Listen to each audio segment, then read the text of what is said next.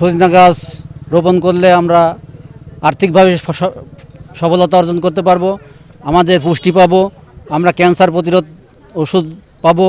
সজনা আমাদের সমাজে আমাদের মানুষের শরীরের জন্য, আমাদের দেহের জন্য একান্ত প্রয়োজন। প্রত্যেকটা ঘরে ঘরে আমরা এটা পৌঁছে দিতে চাই যে এটা একটা উপকারী সবজি, আর এটা যেন সবাই চাষ করে। আমরা মহিলা উদ্যোক্তা হিসেবে চেষ্টা করছি যে আমরা সবার কাছে এটা আস্তে আস্তে পৌঁছে দেওয়ার, যেহেতু সজনা সম্পর্কে অনেকেই জানে না।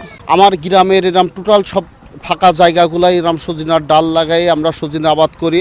আমাদের দেখা দেখি পার্শ্ববর্তী গ্রামগুলাও যেন এই সজিনার আবাদ মানুষজন করে। যেহেতু সজনের পাতা খাওয়া যায়, ডাটা খাওয়া যায় এবং এটা একটা অ্যান্টিবায়োটিক হিসাবে শরীরে কাজ করে, তো আমরা চাচ্ছি যে গোটা গ্রামে যাতে সজনাটা ছড়াই যায়, এই জন্য আর কি।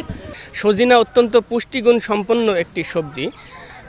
এটি আপনি জানেন যে সজিনাকে পুষ্টির পাওয়ার হাউস বলা হয় বা পুষ্টির ডিনামাইট এ ধরনের বলে অভিহিত করা হয়, কারণ সজিনাতে আমরা কমলাতে যে ভিটামিন সি পাই তার চেয়ে 7 গুণ বেশি ভিটামিন সি আছে।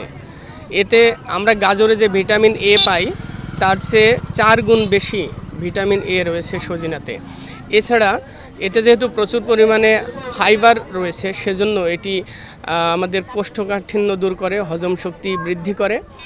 আর এটিতে যে অ্যান্টিঅক্সিডেন্ট রয়েছে সেটি আমাদের রক্ত পরিষ্কার বা পরিশুদ্ধ করতে সহায়তা করে। তো সেজন্য এর যে বহুমুখী পুষ্টিগুণ রয়েছে, তো আমরা সেটি বিবেচনা করেই আমরা যে রাস্তার ধারে যে পতিত জমি আছে সেই জমিগুলোতে আমরা সজনের ডাল রোপণের উদ্যোগ নিয়েছি, কৃষকদেরকে উদ্বুদ্ধ করে। এখানে মিরপুর উপজেলার বহলবাড়িয়া ইউনিয়নে আমরা এই কার্যক্রমটি এই মুহূর্তে করছি।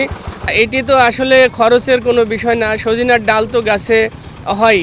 আর এখন যে সিজনটা গেল, সজিনা তো হারভেস্ট হয়ে গেছে, প্রাকৃতিকভাবেই এই ডালগুলো কিন্তু কেটে দিতে হয় যেন পরবর্তী বছর আবার ভালো সজিনা হয়। তো সেক্ষেত্রে এখানে ডালগুলো তো কেনার কোনো বিষয় নেই, সেগুলো একেবারে বিনামূল্যেই পাওয়া যায়।